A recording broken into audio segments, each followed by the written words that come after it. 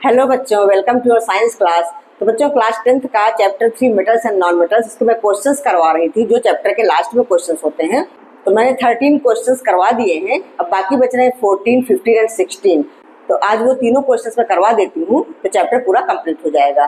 तो चलिए बिना देरी के शुरू करते हैं। तो देखिए, हमारा क्वेश्चन नंबर 14 है। तो इसमें पूछा गया है, differentiate between metal and non metal on the basis of their chemical properties. Metal और नॉन मेटल को डिफरेंशिएट करना है on the basis of their chemical properties. यहाँ फिजिकल प्रॉपर्टी के बारे में नहीं पूछा जा रहा है, तो हम फिजिकल प्रॉपर्टीज को डिफरेंशिएट करने में नहीं यूज करेंगे, ठीक है। तो देखिए, सबसे पहले हम ये लिख सकते हैं, मेटल्स फॉर्म बेसिक ऑक्साइड्स। जब ऑक्सीजन से रिएक्ट करती है मेटल तो बेसिक ऑक्साइड्स फॉर्म करती हैं। मेटल ऑक्साइड जो भी होती हैं वो बेसिक इन नेचर होती हैं। वहीं पर नॉन मेटल्स या तो एसिडिक ऑक्साइड फॉर्म करती हैं या फिर न्यूट्रल ऑक्साइड्स फॉर्म करती हैं। तो इसको हम लिख देंगे, non metals form acidic oxides और neutral oxides. Second point, metals displace hydrogen from water और स्टीम। मेटल्स वाटर से रिएक्ट करके हाइड्रोजन डिस्प्लेस करती हैं, या कुछ मेटल्स ऐसी होती हैं जो वाटर से रिएक्ट नहीं करती हैं तो स्टीम से रिएक्ट करती हैं और हाइड्रोजन डिस्प्लेस करती हैं। जैसे आयरन, जब मैंने चैप्टर पढ़ाया था तो ये सारी बातें बताई थी कि आयरन ना तो कोल्ड वाटर से रिएक्ट करता है और ना ही हॉट वाटर से, वो स्टीम से रिएक्ट करता है। तो स्टीम से रिएक्ट करके हाइड्रोजन डिस्प्लेस करता है। वहीं पर non metals do not react with water और स्टीम। नॉन मेटल्स वाटर या स्टीम किसी से रिएक्ट नहीं करती। Third point, metals form ionic chlorides with chlorine. These ionic chlorides are electrolytes but non volatile. Metals chlorine से react करके ionic chlorides बनाती हैं।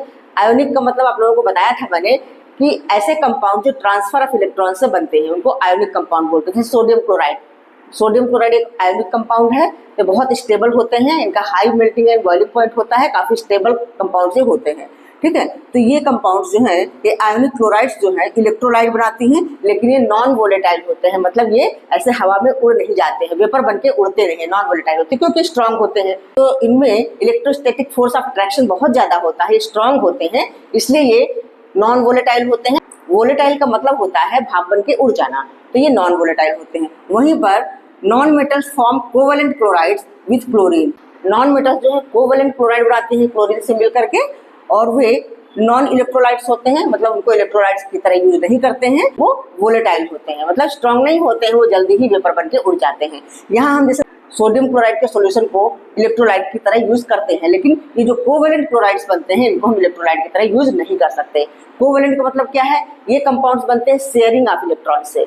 ये कंपाउंड्स जो बनते हैं, जैसे दो एटम्स हैं, वे आपस में इलेक्ट्रॉन शेयर करते हैं, ट्रांसफर नहीं होता, शेयर होता है।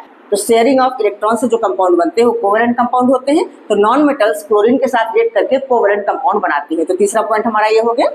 एक पॉइंट और ले लेते हैं, fourth point, metals displace hydrogen from dilute acids. Metals जब भी डाइल्यूट एसिड से रिएक्ट करती हैं तो हाइड्रोजन डिस्प्लेस करती हैं, क्योंकि ज्यादातर मेटल्स हाइड्रोजन से ऊपर होती है रिएक्टिविटी सीरीज में, इसलिए डाइल्यूट एसिड से हाइड्रोजन डिस्प्लेस करती हैं। बट वहीं पर non metals do not react with dilute acids and hence do not displace hydrogen from dilute acids. तो नॉन मेटल्स डाइल्यूट एसिड से रिएक्ट ही नहीं करती हैं, इसलिए वो हाइड्रोजन भी डिस्प्लेस नहीं कर पाती है डाइल्यूट एसिड से। तो ये 4 पॉइंट्स काफी हैं जो क्वेश्चन पूछा गया है डिफरेंशिएट करने के लिए। तो 4 पॉइंट्स आप अगर लिख देते हैं एग्जाम में तो इतना काफी है, ठीक है। तो चलिए अगले क्वेश्चन नंबर 15 की ओर। हाँ बच्चों, तो नेक्स्ट क्वेश्चन है, a man went door to door posing as a goldsmith. एक आदमी डोर टू डोर गया, अपने आप को गोल्ड स्मिथ बताता है। तो he promise to bring back the glitter of old and dull gold ornaments. तो प्रॉमिस करता है कि जो पुराने गोल्ड ऑर्नामेंट्स हैं जो कि डल हो चुके हैं उनके ग्लिटर को वापस ले आएगा, मतलब वो फिर से चमकने लगेंगे। तो an unsuspecting lady gave a set of gold bangles to him. तो एक लेडी जो कि उसके ऊपर कोई सस्पेक्ट नहीं कर रही थी, तो उसने अपना बैंगल का सेट उसे दिया। Which he dipped in a particular solution. तो उस बैंगल सेट को एक पर्टिकुलर सोल्यूशन में उसने डिप किया। The bangles sparkle like new. तो बैंगल्स बिल्कुल नई जैसी चमकने लग गई। But their weight was reduced drastically. लेकिन उन बैंगल्स का वेट बहुत कम हो गया। The lady was upset. Lady परेशान हो गई। But after a futile argument the man beat a hasty retreat. तो थोड़ी देर तक तो आर्ग्यूमेंट किया, लेकिन उस आर्ग्यूमेंट का कोई फायदा नहीं हुआ और वो मैन बहुत जल्दी भाग गया वहां से, हेस्टी रिट्रीट कर लिया। Can you play the detective to find out the nature of the solution he had used. तो क्या आप डिटेक्टिव का रोल प्ले कर सकते हो नेचर ऑफ सोल्यूशन बताने के लिए, वो कैसा सोल्यूशन था कि जो बैंगल डिप करते ही बैंगल का वेट कम हो गया। तो आप लोगों ने जब चैप्टर पढ़ा था तो एक्वारेजिया के बारे में भी पढ़ा था। एक्वारेजिया होता क्या है? ये मिक्सचर होता है 3:1 concentrated hydrochloric acid and concentrated nitric acid का। 3:1 में मिलाया जाता है, मतलब 3 parts of concentrated hydrochloric acid and 1 part of concentrated nitric acid. तो ये मिक्सचर इतना स्ट्रांग होता है, इतना पावरफुल होता है कि गोल्ड को भी डिसॉल्व कर लेता है। तो जो डिसऑनेस्ट गोल्ड स्मिथ होते हैं अक्सर ऐसा करते हैं, इस एक्वारेजिया सॉल्यूशन में पुराने ऑर्नामेंट्स को डुबा लेते हैं और वो गोल्ड उसमें डिसॉल्व हो जाता है। बाद में फिर उस गोल्ड को वो कुछ प्रोसेस करके निकाल लेते हैं। तो यही किया उस मैन ने जो कि गोल्ड स्मिथ बन करके आया था डोर टू डोर। तो इसका आंसर हम इस तरह से लिख सकते हैं, ही used aqua regia a mixture of 3:1 concentrated hydrochloric acid and concentrated nitric acid. Concentrated hydrochloric acid मतलब HCl और plus concentrated nitric acid HNO3, इन दोनों एसिड के मिक्सचर को मिला करके एक्वारेजिया सॉल्यूशन बना। तो उसी में उसने डिप किया, ठीक है। तो when any gold ornament is dipped in this mixture the gold dissolves. कोई भी ऑर्नामेंट इस मिक्सचर में अगर डिप किया जाए तो गोल्ड उसके अंदर डिसॉल्व हो जाता है, इसीलिए फिर गोल्ड का वेट कम हो जाता है। तो आई होप आप लोगों के क्वेश्चन का आंसर समझ में आ गया कैसे लिखना है इसे। तो चलिए लास्ट क्वेश्चन नंबर 16 भी कर लेते हैं। हाँ बच्चों, तो लास्ट क्वेश्चन है, give reasons why copper is used to make hot water tanks and not steel and alloy of iron. Question पूछा जा रहा है कि हॉट वाटर टैंक्स बनाने के लिए कॉपर का यूज हम क्यों करते हैं, स्टील का यूज क्यों नहीं करते जो कि एलॉय ऑफ आयरन है। तो हम जानते हैं कि copper is a good conductor of electricity, इसीलिए हम इसका यूज करते हैं हॉट वाटर टैंक बनाने के लिए। Whereas steel is not good conductor of heat and electricity. तो बस इसका आंसर हम इसी तरह से लिख देंगे। तो इसका आंसर होगा copper is used to make hot water tanks because copper is a very good conductor of heat and electricity, whereas steel is not a good conductor of heat and electricity. तो बस इसका यही simple छोटा सा reason है। तो I hope आप लोगों को सारे क्वेश्चन समझ में आ गए होंगे।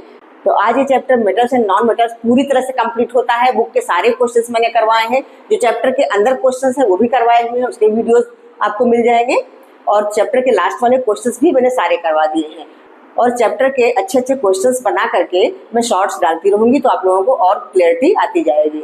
तो आई होप आप लोगों को वीडियो अच्छा लगा होगा, समझ में भी आया होगा। और मेरे चैनल पे 10th क्लास के मैथ्स के भी वीडियोस पड़े हुए हैं। 10th क्लास की पूरी मैथ्स मैंने कंप्लीट करवा दी हुई है। NCERT बुक का एक एक क्वेश्चन मैंने कंप्लीट करवा दिया है। एक्स्ट्रा क्वेश्चंस भी करवाए हैं, PYQs भी करवाए हैं। उसके बाद भी मैं और भी एक्स्ट्रा क्वेश्चंस लाती रहूँगी। मैथ्स के वीडियोस भी टाइम टू टाइम में अपलोड करती रहूँगी। तो अगर आप लोगों में से कोई ऐसा है जो पहली बार मेरे चैनल पे आया है तो प्लीज़ चैनल को सब्सक्राइब करिए। और अगर वीडियो अच्छा लगा है तो लाइक करिए और अपने फ्रेंड्स को भी शेयर करिए। मिलती हूँ नेक्स्ट वीडियो में किसी और चैप्टर के साथ। साइंस में और कौन सा चैप्टर पढ़ना है अगर आप लोग कमेंट करके बोलेंगे तो मैं वही चैप्टर पढ़ाऊंगी, अदरवाइज मुझे तो पूरी साइंस कंप्लीट करनी ही है। तो ठीक है बच्चों, आज के लिए इतना ही। मिलती हूँ नेक्स्ट वीडियो में, तब तक के लिए बाय बाय।